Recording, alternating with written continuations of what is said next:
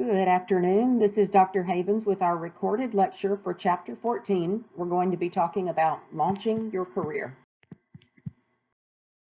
We know that through employer research data that nursing is a career with a lot of job growth, and this is going to continue or projected to continue for many years to come.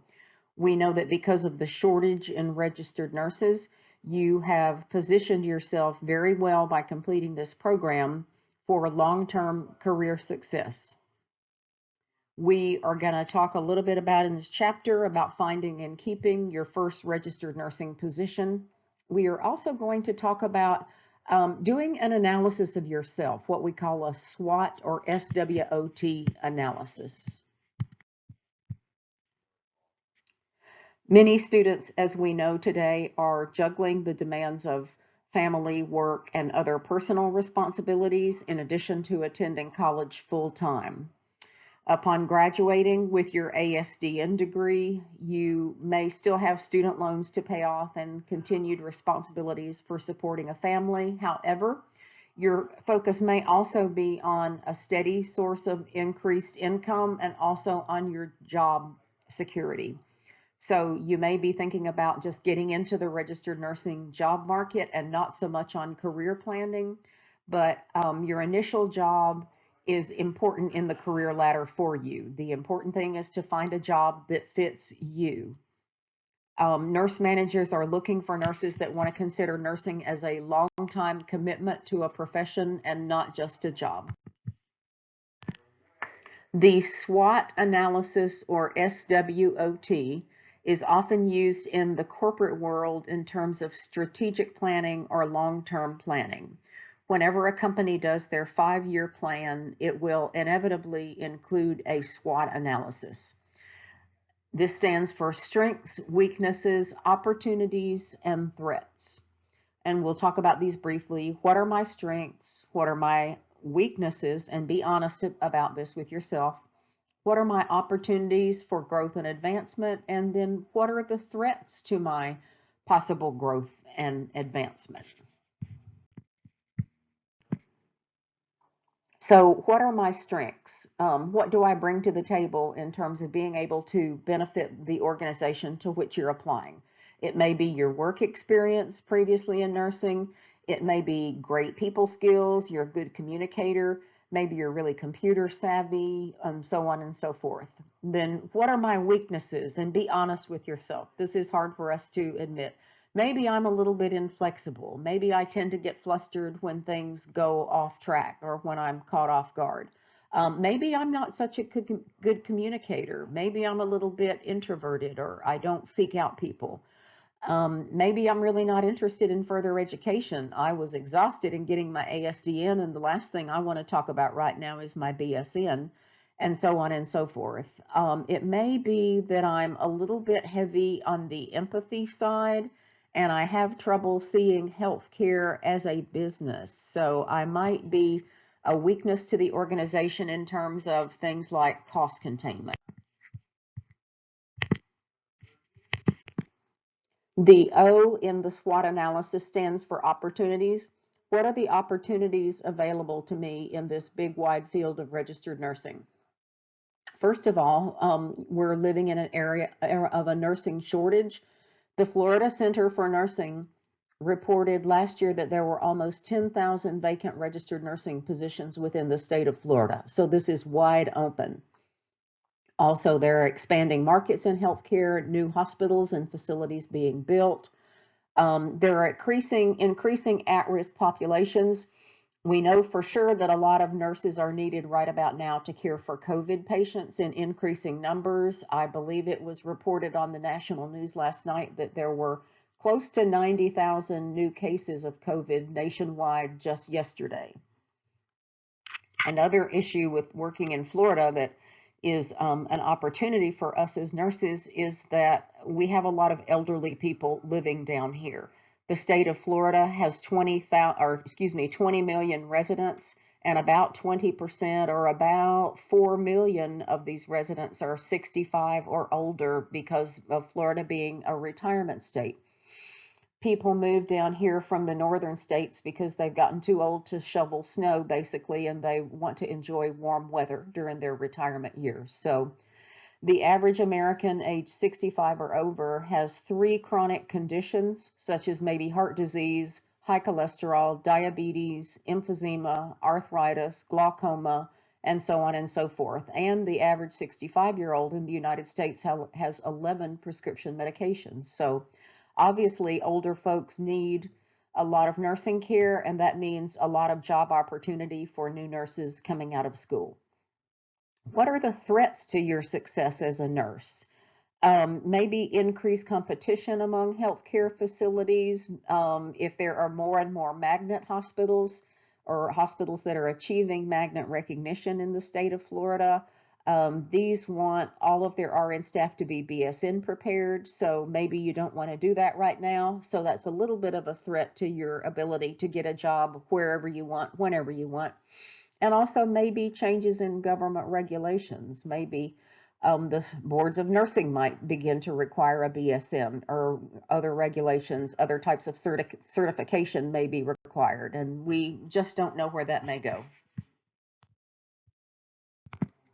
I should also say on the topic of threats that the entry level for practice dilemma has been going on for many decades. It was being argued when I got my first nursing degree about whether the entry level for practice for registered nurses should be ASDN or BSN, and this is still an argument.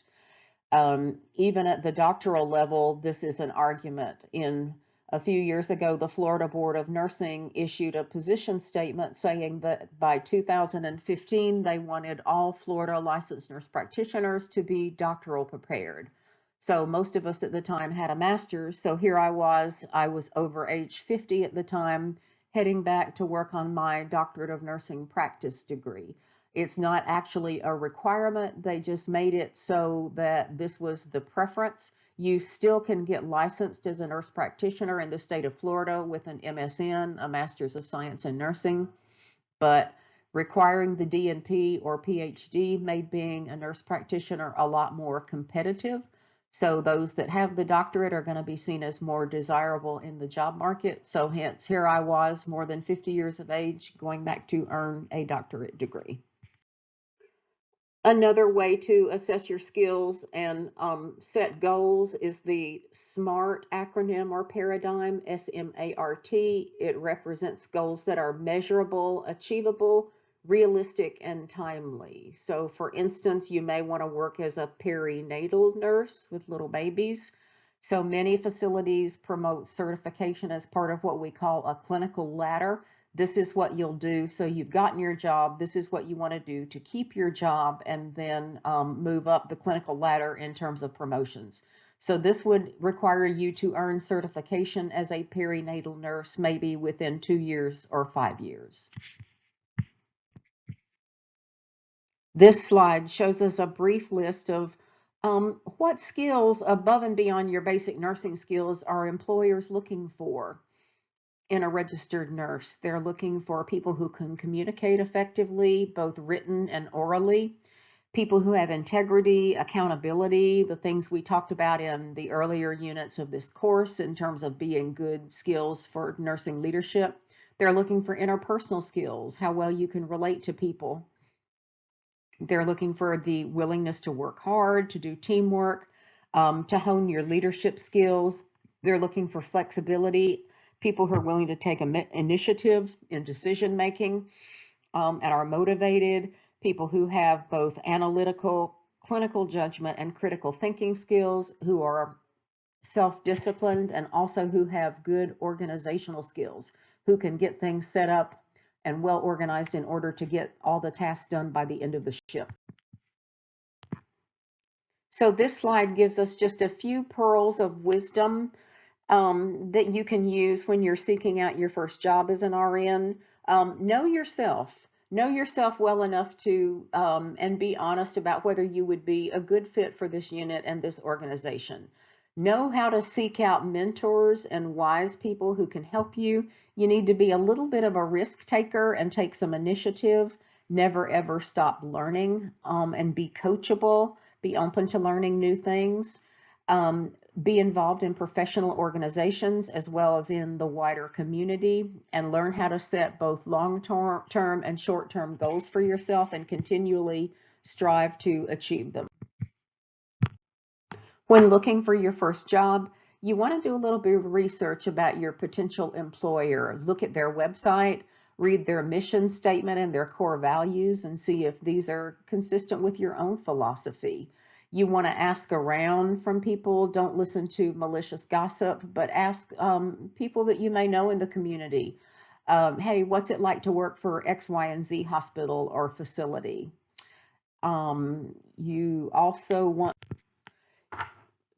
you also may want to go to the library and check out any newspaper articles or any press releases, or what's going on with this organization, so that you can be knowledgeable and maybe speak to these issues or ask questions at your interview.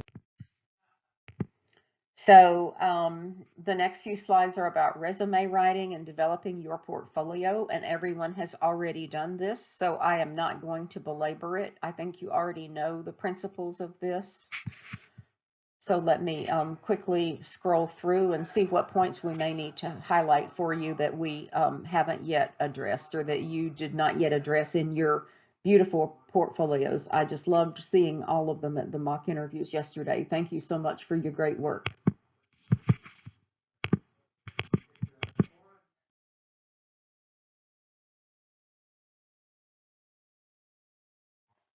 From reading your resumes and your portfolios yesterday, I believe that everybody's got this down. Just a couple of pointers. Give it a quick read for spell check and grammar check. Make sure that it looks perfect. Don't get fancy. Don't put too much personal information in there. You don't need to put pictures. Don't talk so much about your hobbies. You don't need to put your marital status or the number of children. Please don't include your social security number, because this has been implicated in identity theft. You would like to think that this would never happen to you, but it could. Be concise and focus strongly on your strengths and accomplishments.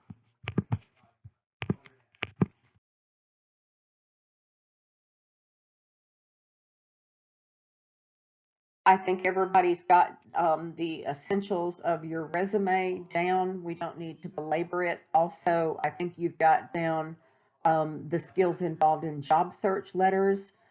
You always want to include a cover letter, and you also want to send a thank you letter within 24 hours or less for any interview that you went on, if you think that you might like to have that job. And in your thank you letter, it's also appropriate to ask for the job, to let them know that if you offer me this job, I will accept it and come to work for you in the immediate future. When you do get offered the job, make sure you send a formal acceptance letter to let them know in writing that you're coming.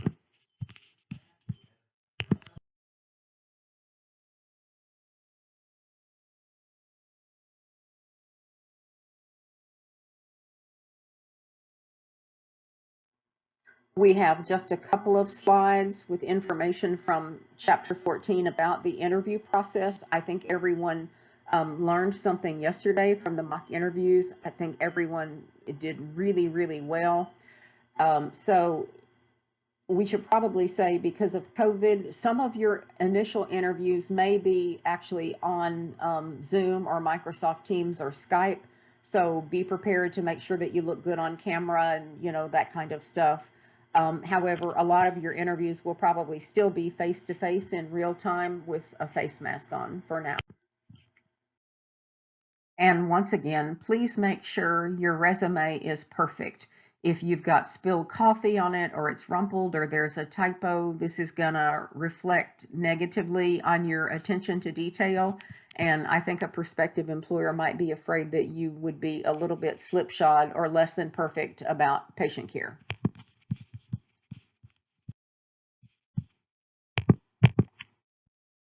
So what happens if you are in an interview and an employer asks you a question that it's not legal to ask in terms of using it as a hiring criteria? This would have to do with your age, religion, ethnicity, gender, race, and so on and so forth. So probably you want to cooperate and answer the question as you feel comfortable. letting them know that you understand that this will not be used in terms of job selection. I have a friend who went to a nursing interview, and she was asked, how many children do you have? How old are they? And since she was still of childbearing age, when do you plan to get pregnant again? So uncomfortable questions like that can come up, so just be prepared. Most of the tips that we have here for you based on Chapter 14 go without saying because you've already done this. The appearance should be business attired, nothing outlandish. We don't want to do a handshake right now. The CDC does not recommend this because of COVID, so that part of it is a moot point. Make sure you do good eye contact. Make sure you show that you have good listening skills. Be aware of your posture, and don't be too casual in the way that you conduct yourself. There are just a few little tidbits that we could talk about because we know that people are nervous when they go on an interview. If you feel yourself being nervous, it's actually okay to tell people that. Probably if you say, oh my gosh, I'm just so delighted to be here. I would love to work here so much. I'm so honored to meet all of you. And I just want to let you know that I feel just a little bit nervous right now. And then probably people will laugh and it will break the ice and it will ease the tension. So if you're feeling anxious, it's okay to say that. Please don't place anything on the interviewer's desk. Make sure that you keep your stuff on your lap or place it on the floor. Please don't slouch in the chair. Just be aware of professional posture. Make sure that you don't have a nervous habit like playing with your hair or jewelry or cufflinks or, all the things that we stereotypically do when we're fidgeting due to anxiety. You don't want to chew gum on a job interview. You don't want to mumble. Make sure that your speech is articulate. Please don't interrupt or be evasive about any question. Don't say anything negative about your school or a former employer or any employee of the organization. Make sure you keep everything positive. Positive vibes only. After the interview, if they don't offer this information, please be proactive and ask what are the next steps. Make sure that you thank the interview and exit. You also want to thank and make sure you speak to the receptionist if that person is available and say goodbye so that they know that you're leaving the facility. Please don't linger and chat. They may have other interviews to do and an interviewer might find this overbearing or annoying. And please don't forget to send your thank you letter. So in closing, take some time to thoroughly research the organization. The first job that you accept as a registered nurse may not be the one that you'll stay in forever, but it should be a place where you can learn and grow and become mentored, and you should be a good fit for the organization. And I'll be happy to take questions or comments about interviewing or resume tips when we meet in class next Tuesday. Thank you.